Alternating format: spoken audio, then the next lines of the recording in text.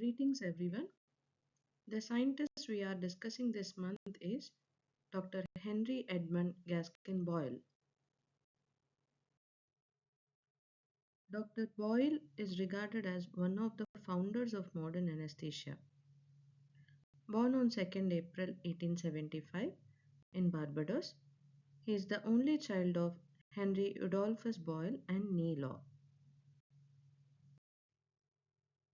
Dr. Boyle completed his early education from Harrison's College, Barbados. They moved to England later and he persuaded his MRCS and LRCP from St. Bartholomew's Hospital. He worked as a casualty medical officer for a brief period of time in the Bristol Royal Infirmary. Later, joined as senior anesthetist and lecturer on anesthetics in St. Bart's. He was appointed as captain in the Royal Armed Medical Corps during the time of World War I, and he reported more than 1,000 cases of nitrous oxide, oxygen, and ether or chloroform anesthesia. For his work during the time of World War I, he was awarded with the Order of British Empire for his work in rank.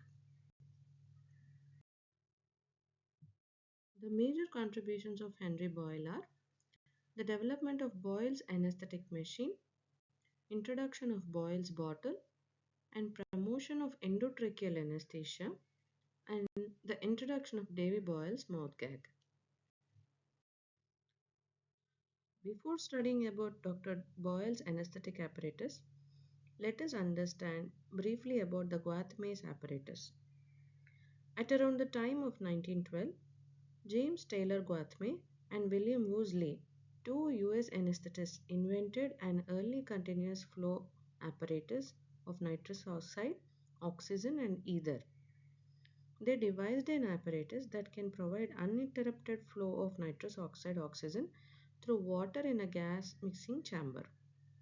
The rate of bubbling of the gases, the water was used to estimate the flow and proportion of each gas. This was famously called the bubble bottle or the bubble through technique. In 1916, Dr. Boyles imported the first Guathme apparatus from America to use in the fields during World War I. Boyle identified that this machine is prone to malfunctions and breakdown under active field and hospital use. The chief complaints of this apparatus was leakage at the site of glass unions and freezing of nitrous oxide, thereby causing frequent obstructions to the continuous gas flow. Frustrated with how unreliable and prone to the defects of the machine was, he developed his own nitrous oxide oxygen ether continuous flow apparatus with the help of Geoffrey Marshall. The Boyle's anesthetic machine was a modification of the American Guathme apparatus of 1912. The original design was composed of an wooden structure in the form of a box which acted as a frame with two transverse bars from which hung the cylinders of compressed gas, an ether vaporizer, and a water flow meter as in the Guathme. In addition to the machine, it has a manometer to measure the pressures of the cylinders, a sensitive pressure reducing valves, and an alcohol lamp to prevent the nitrous oxide from freezing and thus reducing the incidences of obstruction. It is considered the standard design for the physical composition of anesthesia machines in the later time. In the Boyle's anesthesia apparatus, each cylinder is provided with a fine adjusting reducing valve. The valves are so constructed that they can be fitted to any ordinary English cylinder. The principle of the side feed has been adopted, and there is a small spirit lamp warming the reducing valve to the nitrous oxide cylinder. A pressure gauge is attached to oxygen cylinder. A small rebreathing mask is attached together with an ordinary three-way stop clock and a phase piece. And either bottle can be connected to the circuit, and the machine was designed to be made up in three sizes. During the World War I, the Boyle's apparatus fully employed in casualty clearing areas in the France, and the authorities were impressed by its importance of this form of anesthesia in shock cases. This was later manufactured by Coxter and Sons and subsequently acquired by the British Oxygen Company. It is considered the standard design for physical composition of almost all anesthesia workstations today, although it has undergone numerous modifications since its first appearance. The Boyle's bottle. The gases in either were routed through two perforated tubes in a glass mixing containing water. The rate of flow could be estimated by observing the force of resulting bubbles. Although this setup was developed based on the bubble side through or side feed mechanism of cotton or Godfrey apparatus, it was famously called the Boyle bottle since its use by Boyle in British forces during the World War I. Dr. Boyle imported the Canadian Davis mouth gag that then became to be known as the Boyle Davis gag. In 1921, Boyle purchased a mouth gag, modified it for use in tonsillectomies, and it was designed by Dr. S. Griffith Davis.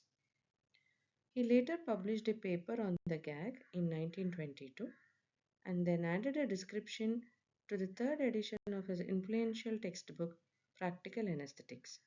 Subsequently, this became to be better known as the Boyle or Boyle Davis mouth gag.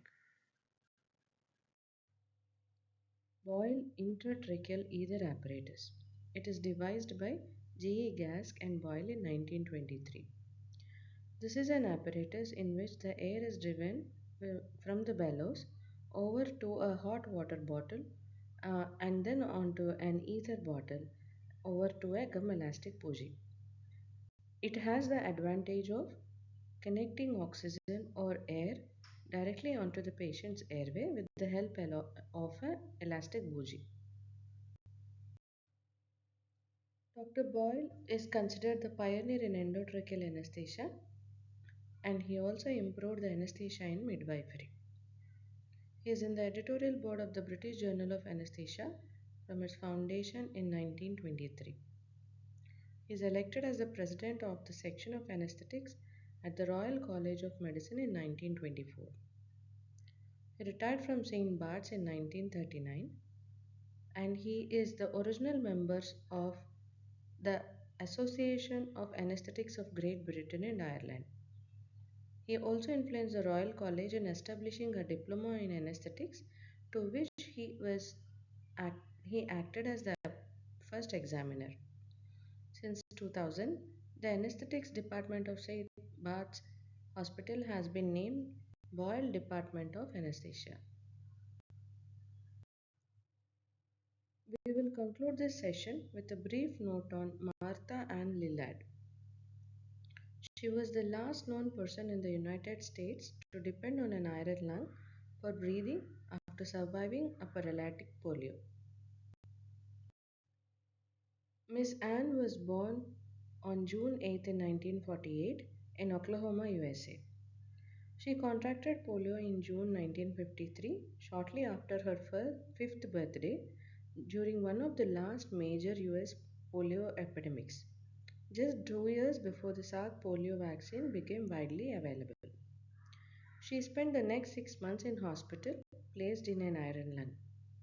Even though she tried different types of assisted ventilation techniques in the later years, she chose to be with iron lung for the rest of her life. Her death on June 26, 2026, at the age of 78, marks the end of the iron lung era in United States, with a very few survivors of iron lung out there in the world. Her life highlights both the remarkable progress of modern medicine and the enormous impact of vaccination in preventing a disease that once paralyzed tens and thousands of children every year. These are my references. Thank you.